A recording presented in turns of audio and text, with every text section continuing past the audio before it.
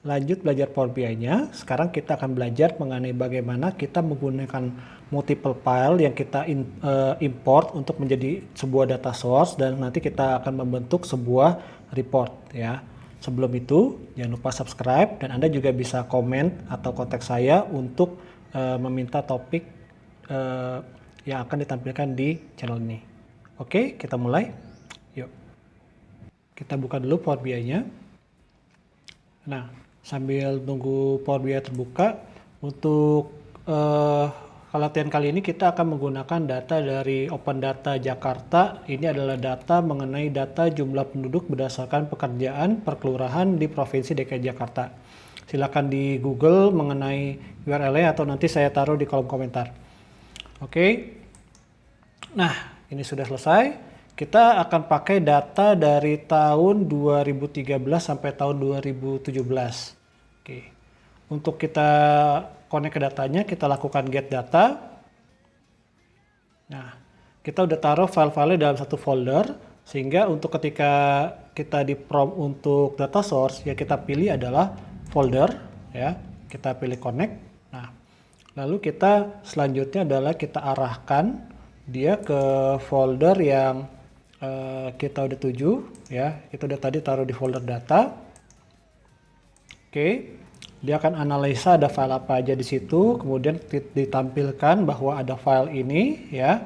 Nah, karena di dalam folder ini filenya semua secara struktur dia kurang lebih konsisten, ya. Yang kita lakukan adalah jangan kita langsung load dulu, tapi kita harus combine semua filenya menjadi satu tabel, ya, dengan cara combine. Nah, tapi jangan kita langsung load dulu, kita transform dulu datanya. Dia akan membuka Power Query. Dia akan memprompt dulu mengenai bagaimana dia di-combine. Dia pakai sample first file, delimiter koma, dan secara struktur nanti akan membentuk tabel kurang lebih seperti ini. Ya. Nah, ini akan mirip dengan seperti ini. Ada tahun, kemudian provinsi, kabupaten kota, kecamatan, kelurahan, jenis pekerjaan, dan jumlah. Sama ya. Kita oke dulu. Ya. Power Query udah terbuka. Nah, data yang kita dapat nih actually ada satu sedikit problem ya. Yaitu kalau misalkan kalau kita scroll dikit ya ke bawah, ada memang yang datanya kosong. Nah, contoh ini. Buruh petani atau petani adalah kosong. Nah, ini maknanya kan semestinya 0 ya. Tapi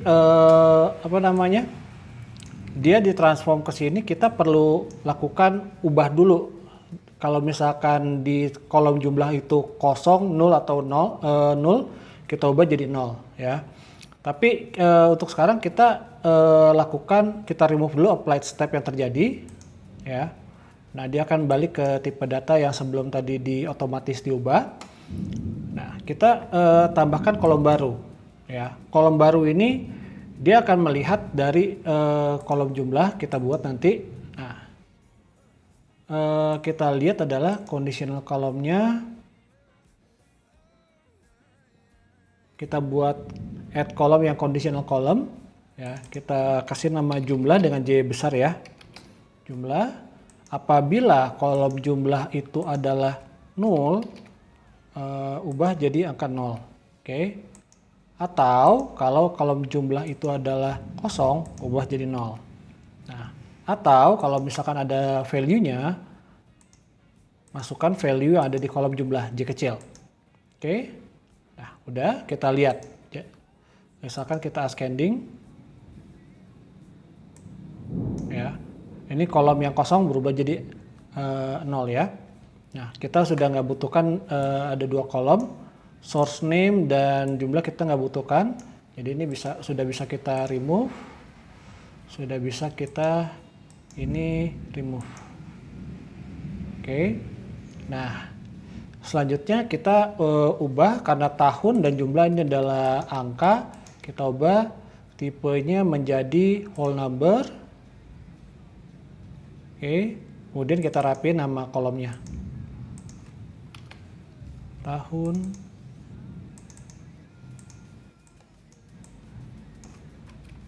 provinsi,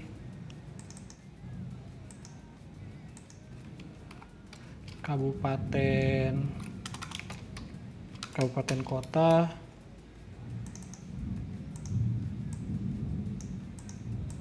di luar suara geluduk-geluduk ya, harap maklum, musim hujan. Kemudian ini kelurahan, pekerjaan, dan jumlah. Oke, datanya sudah oke. Sekarang kita close and apply. Oke, dia akan lakukan proses extract, transform, and load.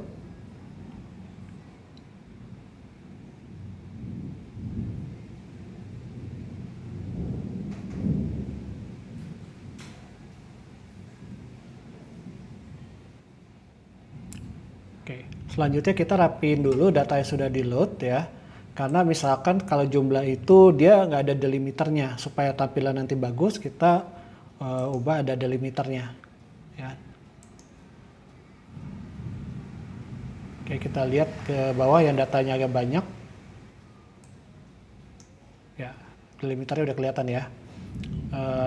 Sekalian juga ini karakter tahun juga kan adalah kolom bukan untuk di summarize atau di sum ya, kita do not summarize.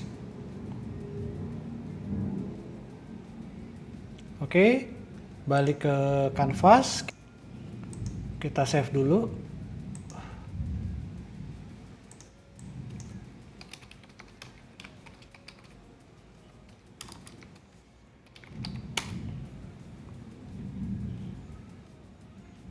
Nah, kita mau buat jadi membentuk sebuah report ya. Kita untuk sekarang pakai matrix ya, karena kita mau tampilin dalam bentuk tabel misalnya ya.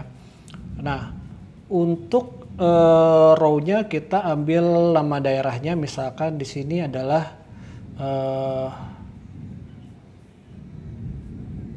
kecamatan ya, kita taruh kecamatan. Kemudian juga kita taruh pekerjaan row-nya, value-nya tentu saja jumlahnya ya, yang menjadi kolom adalah tahunnya. Nah, udah kelihatan di sini ya. Atau kita ubah deh biar lebih bagus di sini. Di atasnya ada provinsi, kemudian ada provinsi. Oke, provinsi naik. Kemudian ada kabupaten kota. Atau provinsi kita remove karena pasti DKI, kabupaten kota, lalu kecamatan. Udah kita dua jenjang aja dulu. Oke. Nah, dari sini bisa kelihatan seperti ini. Jakarta Barat ya, di daerah Cengkareng. Nah, di daerah Cengkareng siapa bekerjaannya apa gitu.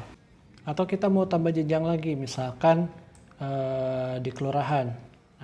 Di kecamatan Cengkareng, Cengkareng Barat, misalkan ini ya, yang bekerja berapa, tidak bekerja berapa, mahasiswa berapa, dan seterusnya. Di sini bisa kelihatan datanya.